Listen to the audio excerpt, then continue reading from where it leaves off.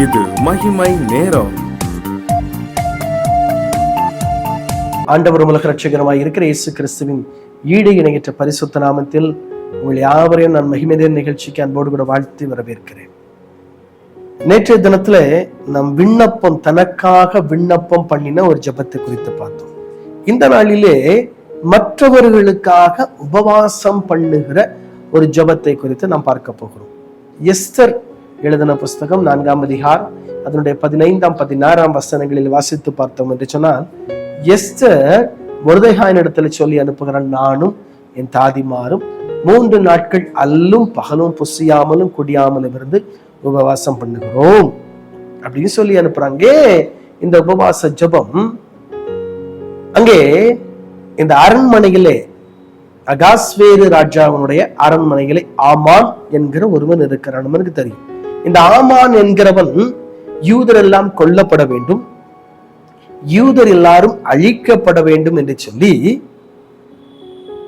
அவன் ராஜாவினிடத்தில் போய் ஒரு கட்டளை ஒன்றை ராஜா பிறப்பிக்கிறார்.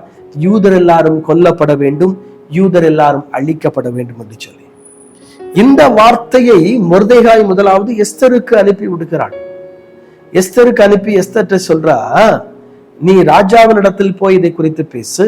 ஆனா எஸ்தர் சொல்றா, ராஜா என்னை கூப்பிடாம நான் ராஜா அரண்மனைக்குள்ள போக முடியாது. அப்படி ஒரு சட்டம் ஒன்று இருக்கு, ராஜா என்னை கூப்பிடாம நான் ராஜாவை பார்க்க போக முடியாது, அப்படி ஒரு மாறாத சட்டம் இருக்கிறது அப்படின்னு சொல்றான். மொர்தெகாய் இதை கேள்விப்பட்டு மொர்தெகாய் ரெட்டில சாம்பல் உட்கார்ந்து ஜெபிக்க ஆரம்பிக்கிறான். எஸ்தர் ரெட்டை களைஞ்சி போட்டுட்டு புது ட்ரெஸ் போட்டுக்கிடுங்கன்னு துணிகளை கொடுத்து அனுப்புகிறார். ஆனா சொல்லி அனுப்புறார் மொர்தெகாய், நீ தப்பிக்கன்னு நினைச்சிடாத, நீனும் அழிஞ்சு போவ. ஆனால் தேவன் உன்னை ஒரு காரியத்துக்காக வச்சிருக்கிறாரு, அதை எண்ணிக்கொள் அப்படின்னு சொல்லி அனுப்புறாரு. இதை கேட்ட எஸ்தர் உபவாசம் பண்ணி ஜெபிக்க ஆரம்பிக்கிறார். எஸ்தரும் அவருடைய தாதிமாரும் உபவாசம் பண்ணி ஜெபிக்கிறார்கள். சொல்லி அனுப்புற, உபவாசம் பண்ணி ஜெபிக்கிறேன், சட்டத்தை மீறி ராஜாவினிடத்தில் பிரவேசிக்கிறேன், செத்தாலும் சாகிறேன் அப்படின்னு சொல்லி அனுப்புறேன். 3 நாட்கள் அல்லும் பகலும் புசியாமலும் குடியாமலும் உபவாசம் பண்றாங்க. இங்க உபவாசம் பண்றாங்க எஸ்தரும் தாதிமாரும். அங்கே மொர்தெகாயும் யூத ஜனங்களும் உபவாசம் பண்ணி ஜெபிக்கிறார்கள் தேவனை நோக்கி. 3ஆம் நாள் முடிஞ்ச உடனே எஸ்தர் ராஜ வஸ்திரம் தரித்து ராஜாவினிடத்திற்குள், ராஜா இருக்கக்கூடிய அந்த மண்டபத்திற்குள் அவர் கடந்து போகிறார். ராஜா தன் பொற்செங்கோலை எஸ்தருக்கு நேராக நீட்டுகிறார். எஸ்தர் ராஜாத்தி, உனக்கு என்ன வேணும் கேள், ராஜ்யத்துல பாதி கேட்டால் உனக்கு கிடைக்கும், தருவேன். எப்படிங்க ஒரு மாற்றம்? ராஜா கூப்பிடாம ராணி ராஜாவை பார்க்க போக முடியாது. ராஜா வரணும்னு சொல்லி அப்பாயின்மெண்ட் கொடுத்தாதான் போக முடியும். இந்த நாட்டுல உலகம் எங்குமே முக்கியமான தலைவர்கள் இருக்காங்க, அவங்களை ஈஸியா போய் நம்ம பார்க்க முடியாது. அவங்கள்ட்ட நம்ம டைம் கேட்கணும், அவங்க நம்ம டைம் தருவாங்க, அதை முறையாக கன்வை பண்ணுவாங்க. அப்புறம் முறையான எல்லா செக்கப்ஸ் எல்லாம் முடிச்சுட்டு தான் முக்கியமான விஐபிக்களை இந்தியாவில நம்ம உலகத்திலையும் பார்க்க முடியும். அதே மாதிரி ஒரு மன்னர், ஒரு ராஜா, அவரை பார்க்கணும்னா ராஜா டைம் கொடுக்கணும், ராஜா கூப்பிடணும், கூப்பிட்டாதான் பார்க்க போக முடியும்.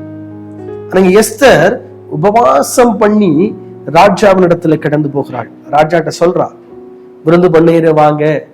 முதல் நாள் விருந்துக்கு வர்றாங்க, 2ஆம் நாள் விருந்துக்கு வர்றாங்க, கடைசி நாள் விருந்துல விஷயத்தை சொல்லுகிறாள். இதுதான் உண்மை, ஏன் விருந்து பண்ண, இந்த யூத ஜனங்கள் எல்லாம் அழிக்கப்பட வேண்டும் சொல்லி இந்த துஷ்டாமான் ஒரு கட்டளை ஒன்றை பிறப்பித்திருக்கிறான். அவ்வளவுதான். ராஜா கோபத்தோடு பந்தியை விட்டு எழுந்து வெளியே போகிறார். திரும்பி உள்ள வரும்போது தன் உயிருக்காக முடிவு பண்ணிட்டான் ராஜா. ஆமான் ராஜா தன்னை கொல்ல போறாரு. அதுல ராணி ஒரு எஸ்தர் ஒரு வார்த்தை சொல்லுகிறாள், இந்த நஷ்டத்திற்கு, இனிமே வரக்கூடிய நஷ்டத்திற்கு ராஜா பொறுப்பேற்க முடியாது அப்படின்னு சொல்லி. அவ்வளவு பெரிய நஷ்டம் வரப்போகுது, ராஜாவுக்கு எதனால் நஷ்டம் வரப்போகிறது. உடனே ராஜா கோபத்தோடு பந்தியை விட்டு எழுந்து வெளியே போகிறார். திருப்பி உள்ள வர்றார். வரும்போது ராஜாவால தனக்கு கொலை நியமிக்கப்பட்டது, அவ்வளவுதான், முடிஞ்சு போச்சு அப்படின்னு சொல்லி ஆமான் முடிவு பண்ணனால தன் உயிருக்காக எஸ்தர் உட்கார்ந்திருந்த மெத்தின் மேல தன் உயிருக்காக, தன் பிராணனுக்காக இருக்கிறான். இதை பார்த்தவனே ராஜா வார்த்தை சொல்லுகிறார். அடுத்த நிமிஷம் ஆமானுடைய முகம் மூடி போடப்படுகிறது. ஒருத்த வந்து சொல்றான், ராஜாவே மொர்தெகாயை தூக்கி போடணும்னு சொல்லி 50 முழம் உயரமான ஒரு தூக்கு மரத்தை இந்த ஆமான் தயார் பண்ணி வச்சிருக்கிறான். ராஜா சொல்றாரு, தூக்கி வர போடு. முடிஞ்சு போச்சு. சட்டங்கள் மாற்றப்படுகிறது. யூதர் தங்களை சத்துருக்களை மேற்கொண்டார்கள் என்று சொல்லி வேதத்திலே நாம் வாசிக்கிறோம். உபவாச ஜெபம் 3 நாட்கள் அல்லும் பகலும் புசியாமலும் குடியாமலும் இருந்து அவர்கள் உபவாசமாய் ஜெபம் பண்ணுகிறார்கள். அந்த ஜெபத்தை தேவன் ஏற்றுக்கொண்டு, தேவன் அங்கீகரித்து, இங்க ஒரு பெரிய மாற்றத்தை கர்த்தர் கொடுக்கிறதை நாம் பார்க்க முடியும். ஆண்டவர் கொடுக்கிறதை பார்க்க. உங்க வாழ்க்கையிலும் இன்னைக்கு பிரச்சனை வரும்போது, போராட்டங்கள் வரும்போது, நெருக்கங்கள் வாழ்க்கையில வரும்போது, பாடுகள் வாழ்க்கையில வரும்போது, தேவ சமூகத்துல நீங்கள் உபவாசம் பண்ணி ஜெபிக்கும் போது அந்த பிரச்சனைகள் மாறும். சில நேரங்கள்ல சில காரியத்திற்கு நீங்க தேவ சமூகத்துல உபவாசம் பண்ணி ஜெபிக்கணும். அப்படி உபவாசம் பண்ணி நீங்க ஜெபிக்கும் போதுதான் உங்க வாழ்க்கையில் இருக்கிற பிரச்சனைகளை தேவன் மாற்றுவார். உங்க வாழ்க்கையில் இருக்கிற போராட்டத்தை தேவன் மாற்றுவார். ஒவ்வொரு பிரச்சனையை பொறுத்து இயேசு கிறிஸ்துவிடத்துல பிசாசு பிடித்த ஒருவனை கொண்டு வருகிறார்.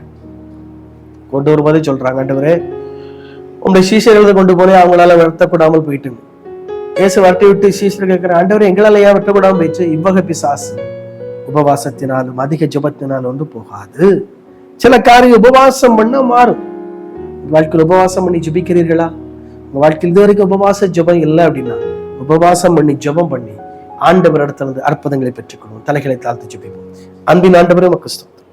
உங்களுடைய வாழ்க்கையில் இது வரைக்கும் உபவாச ஜபம் இல்லாம இருக்குமானா, ஆண்டவரே இனிமேல் அந்த உபவாச ஜபத்தை எங்களுடைய வாழ்க்கையில நாங்கள் நடைமுறைப்படுத்துவதற்கு உதவி. இயேசுவின் மாறாத நாமத்தில் ஜெபிக்கிறோம் பிதாவே, ஆமென்.